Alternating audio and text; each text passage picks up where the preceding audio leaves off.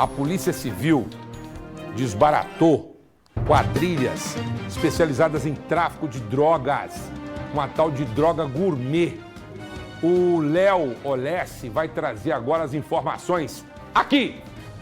200 policiais participam da ação, que tem como alvo duas organizações criminosas que, mesmo com perfis diferentes, atuam lado a lado. Uma é conhecida pela violência em disputas territoriais e pela venda em grande escala. Já a outra pela comercialização das chamadas drogas gourmet e um esquema de lavagem de dinheiro bem estruturado. Foram cumpridos 30 mandados de busca e apreensão em Belo Horizonte, Betim, Contagem e em Santa Luzia. Um homem foi preso com arma e drogas. De acordo com o delegado Rodrigo Bustamante, as investigações permitiram identificar movimentações financeiras suspeitas, o que levou a Justiça a bloquear cerca de 50 milhões de reais em bens e valores. O objetivo, segundo ele, é não apenas prender integrantes, mas enfraquecer financeiramente os grupos criminosos. A Polícia Civil afirma que a investigação continua e que novas provas devem ser reunidas para consolidar o trabalho contra as organizações. Olha só, você que está acompanhando aí na tela da Band, obrigado pelo carinho, muita gente mandando mensagens para cá. Aí um rapaz falou assim, por que vocês não atacam o judiciário? Deixa eu te explicar uma coisa, não é ataque. Ninguém aqui está aqui para atacar, nós não estamos, a nossa guerra é pior do que a guerra da Ucrânia, a nossa guerra é terrível, a nossa guerra é nós contra nós mesmos. O judiciário estão bem acima de nós, entendeu? Quem tem que atacar o judiciário chama-se deputado federal.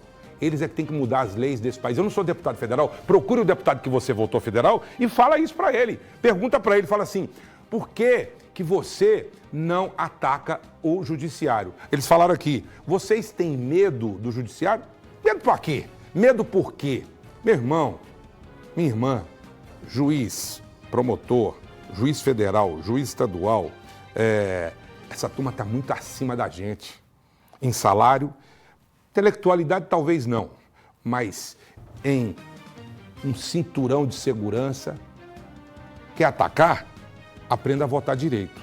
Porque até agora, essa turma de deputado federal também não está nem aí com a gente. Cadê essa turma? Cadê quem que você votou? Fez alguma coisa ou só está gravando TikTok? Porque virou uma modinha.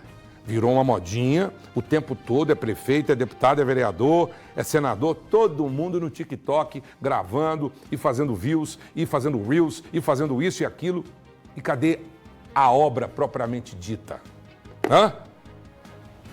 Mais de 120 mandados de prisão, busca, apreensão, numa mega operação conjunta de combate ao crime organizado nesta manhã. Gente, é um negócio de louco. Envolve bilhões de reais. Fábio Melo, ao vivo! Oi, Maraca, boa tarde para você, para todos que nos acompanham. É isso, a gente fala ao vivo aqui para trazer essas informações sobre a Operação Custo Fidelis. Até o momento, então, foram expedidos aí, estão sendo cumpridos 84 mandados de busca e apreensão. 16 pessoas já foram presas, entre líderes do tráfico e também traficantes envolvidos também na lavagem de dinheiro proveniente desse tráfico de drogas. Outras 12 pessoas ainda são consideradas foragidas, são alvos da operação e ainda não foram presas. Aqui do meu lado está o vice-governador de Minas Gerais, o Matheus Simões, que vai explicar para a gente um pouquinho sobre essa operação e por que que a gente já traz o Matheus aqui para falar com a gente, porque essa é uma operação de combate a uma organização criminosa que vem tentando estabelecer uma base em Minas Gerais, o Comando Vermelho. Neste caso, ela está diretamente ligada a uma tentativa de fazer isso na região ali de Teófilo Otoni, região leste de Minas Gerais, e a polícia conseguiu chegar até essas pessoas e descobrir um esquema muito maior, que movimentou pelo menos 18 bilhões de reais. Esse é o valor solicitado à Justiça para que seja bloqueado. Matheus, obrigado pela sua participação. Como que essa organização estava funcionando?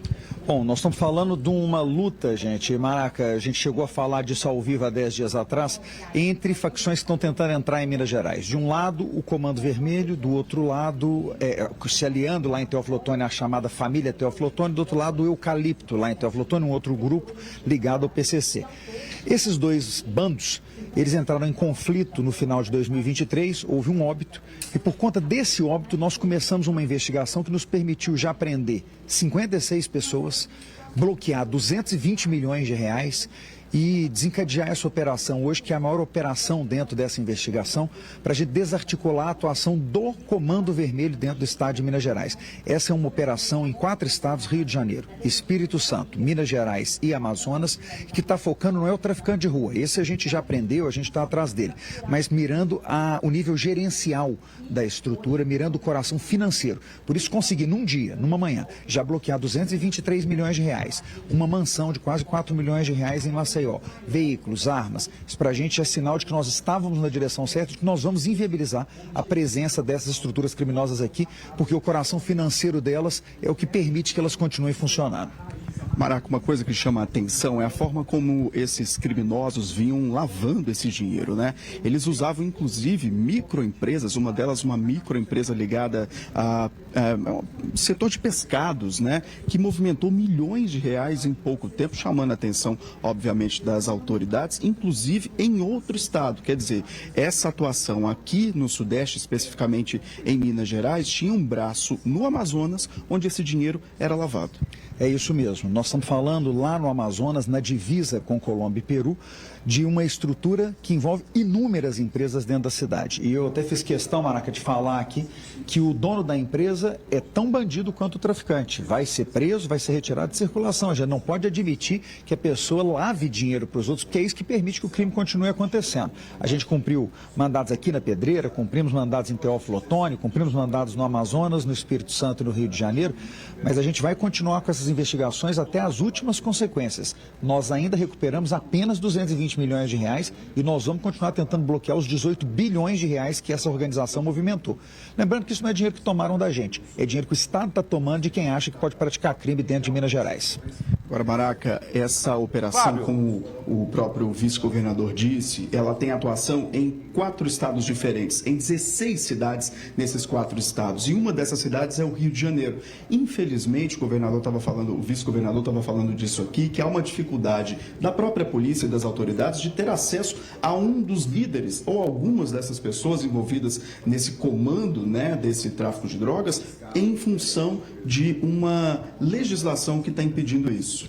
Eu fico muito decepcionado com a atuação do STF no Brasil, que perde mais de ano discutindo tentativa de golpe, mas é incapaz de continuar o julgamento numa DPF. Todo mundo conhece a tal da DPF das favelas, que proíbe que as polícias entrem dentro das favelas do Rio de Janeiro para cumprir ordens de prisão em operações estruturadas. Isso é um absurdo. Nós estamos criando verdadeiros resorts do crime. O que acontece? O líder sempre fica lá. A gente, para prender um líder, tem que esperar ele errar, ele sai para fazer alguma coisa, a gente pega, como a gente está sempre com a inteligência em torno dessas pessoas, mas isso é um absurdo. As favelas do Rio de Janeiro fazem parte do Estado brasileiro. Nos impedir de estruturar operações lá dentro é fazer com que a dona de casa, o trabalhador, tenha que ficar com medo na sua casa, enquanto esses bandidos estão protegidos pelo STF. Eu até chamo a atenção, isso não é legislação, é uma interpretação equivocada numa liminar no STF que proíbe as polícias de agir dentro dos aglomerados no Rio de Janeiro. Eu espero que esse processo possa ser julgado, que toda essa energia que gastaram para julgar em 6 meses um processo que em outro lugar demoraria 10 anos, eles coloquem para tentar resolver esse problema que tem décadas já e que impede que a gente atue no coração do tráfico no Brasil. É uma vergonha a gente ter um Supremo que acaba protegendo efetivamente os grandes traficantes do Brasil, criando resorts para ele dentro do Rio de Janeiro.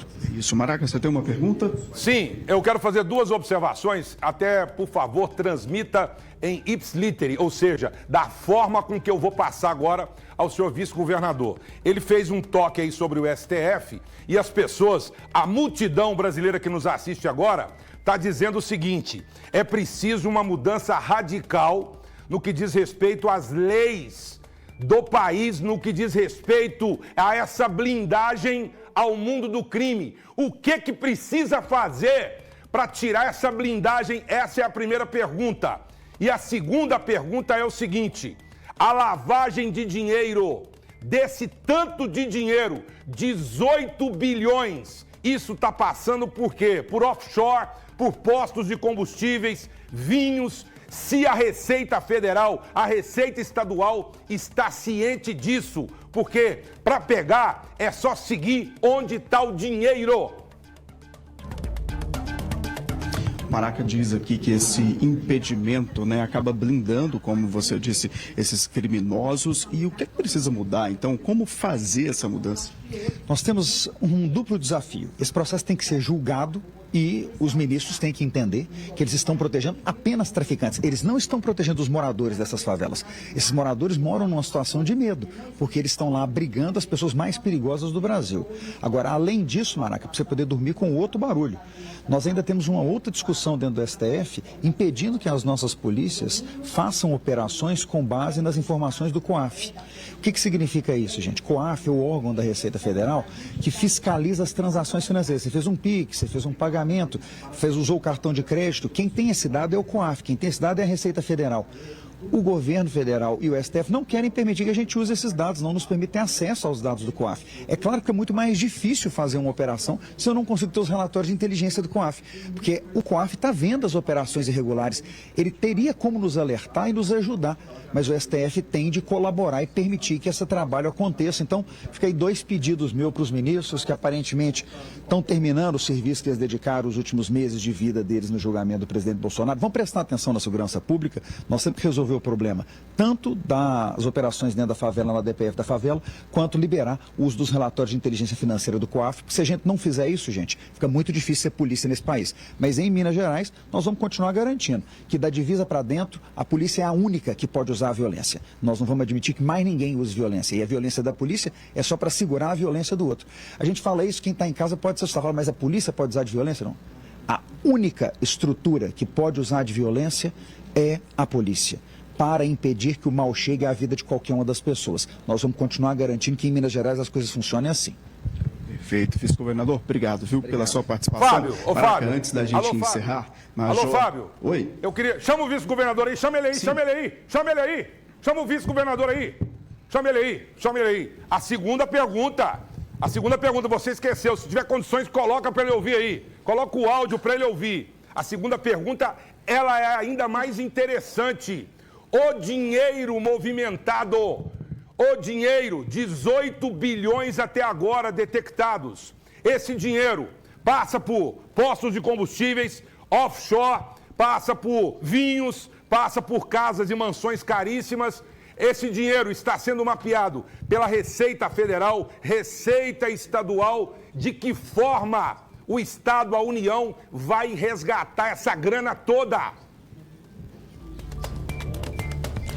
Maraca está perguntando, casa muito com o que o senhor estava falando agora, sobre essa dificuldade de ter acesso aos relatórios do COAF, porque é por isso também que vocês conseguem, em conjunto aqui, identificar essas movimentações financeiras que mostram que tem alguma coisa de errado acontecendo. A Receita Federal consegue saber que uma microempresa está movimentando um valor exacerbado, um valor muito alto ali, que pode ter alguma coisa errada por trás. Isso dificulta muito o trabalho. E de que forma que eles também vinham agindo, em que empresas, né, eles estavam fazendo isso para conseguir lavar esse dinheiro?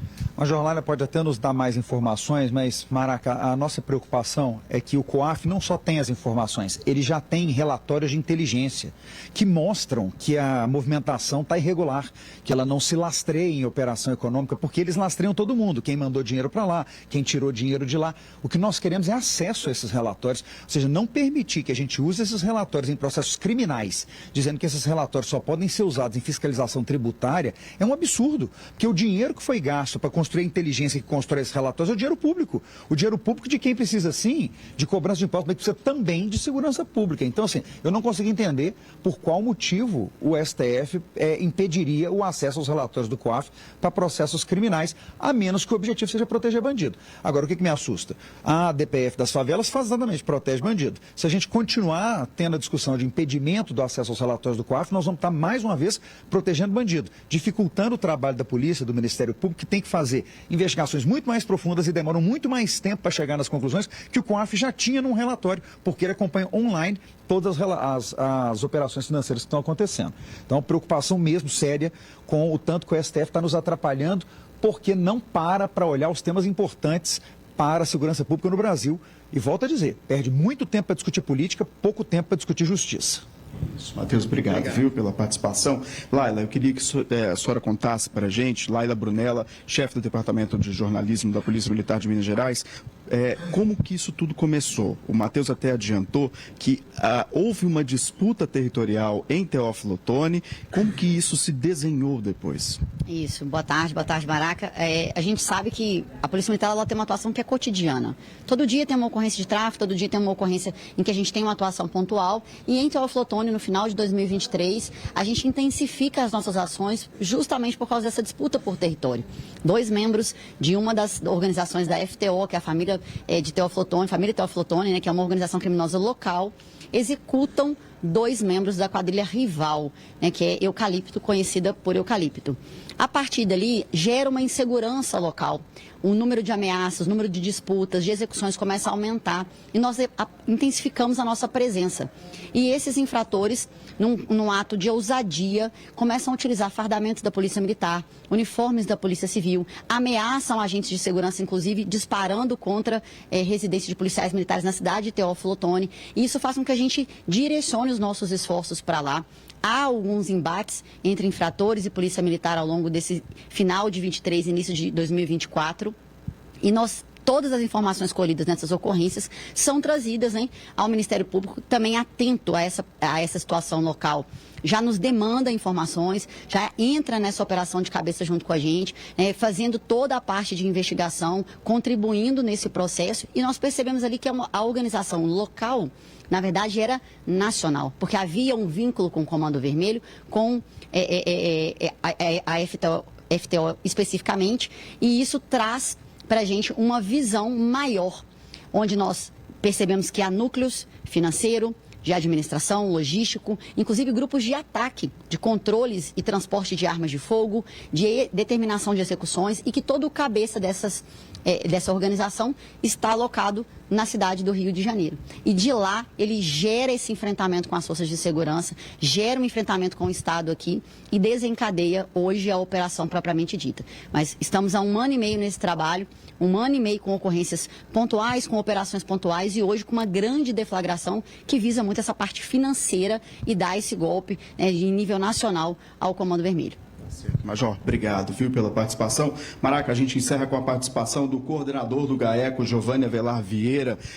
Giovanni, eu queria te perguntar sobre aquilo que a gente estava conversando aqui com o governador. Essas empresas de fachada, onde esse dinheiro era lavado, eram empresas de vários segmentos. Como que eles atuavam para conseguir fazer esse dinheiro render? Sim, as principais eram microempresas de pescado. Só que nós tínhamos também, foram identificadas pequenas empresas de gás liquefeito, serviços de internet, que todas elas formavam um hub que recebiam valores. Evidentemente que eles tinham um papel absolutamente fundamental na engrenagem criminosa de conferir aparência lícita aos valores obtidos por meio de atividades criminosas, de outras atividades criminosas. Ainda há alvos que não foram encontrados, são considerados agora foragidos? Sim, todos aqueles que tiveram as prisões decretadas e que não foram localizados são considerados foragidos. São 12 pessoas agora, Maraca, que a polícia, juntamente com o GAECO, essa força toda que se uniu para conseguir chegar até essas pessoas, vão continuar agora nos próximos dias tentando localizar essas pessoas e executar os mandados de prisão que já foram expedidos aí. São ao todo 32 mandados, 16 cumpridos até o momento. Maraca. Fábio, só pergunta aí para o nobre promotor do GAECO essa questão do dinheiro, porque se não for no dinheiro, é chover no molhado. A gente está aqui parabenizando essa operação, mas a questão é o seguinte, a apreensão, o resguardo desse dinheiro são, na verdade, 18 bilhões de reais. Isso modifica a vida das pessoas em Minas Gerais. Como é que o GAECO, junto com os tentáculos financeiros, vão bloquear isso, vão pegar essa grana e reverter isso para o Estado ou para o município? O Maraca pergunta sobre o dinheiro, né? Vocês foram nos alvos financeiros, o coração financeiro dessa organização. O valor levantado até o momento gira em torno de 18 bilhões de reais. É muito dinheiro. Todo esse dinheiro já foi solicitado para que a Justiça faça o bloqueio. Tem uma parte dele que já foi bloqueada. E o que acontece depois que o dinheiro é bloqueado? Nós temos uma ordem judicial, diante de todas as provas que foram até então colhidas, autorizando um bloqueio de 18 bilhões de reais. Efetivamente, até o presente momento, nós temos a apreensão de 220 milhões de reais e nós temos também uma casa de altíssimo padrão apreendida em Maceió, na beira da praia, avaliada em quase 4 bilhões de reais, além de veículos, automotores de excelente padrão, além de tudo isso. E certamente outros bens, outros valores serão apreendidos ao longo da investigação e do processo. Esse dinheiro depois retorna para a sociedade, doutor? Como que fica? Sim, a ideia é exatamente que todo esse dinheiro, esse valor apreendido, de todos os imóveis, automóveis apreendidos em razão por terem sido obtidos através dos proventos do crime, a ideia é que todos eles, o produto de todos eles seja revertido para a sociedade e, evidentemente, que investimento em serviços públicos essenciais. Obrigado, viu, pela sua participação. Maraca, eu devolvo para você, então, com essas informações aqui da operação, como eu disse, ainda há desdobramentos para acontecer, tanto na parte financeira, mais dinheiro deve ser bloqueado, assim se imagina que aconteça, e também há os alvos que ainda são procurados. Uma operação que tem obviamente, foco em Minas Gerais, mas que passa por estados ainda como o Rio de Janeiro, onde há alvos que ainda não foram presos, o estado do Amazonas, onde esse dinheiro também era lavado bem na porta de entrada, uma das portas de entrada da droga no Brasil, e ainda Espírito Santo. Eu volto com você. O promotor, não desmerecendo nem o Matheus e nem a Laila, ele fez um esclarecimento em poucas palavras para o povo brasileiro entender. Esse dinheiro precisa voltar para as escolas, precisa voltar para os centros de saúde, para cirurgias eletivas. Esse dinheiro precisa voltar. Esse dinheiro tem que voltar. Só assim a gente vai ter a tão sonhada paz social. Muito obrigado.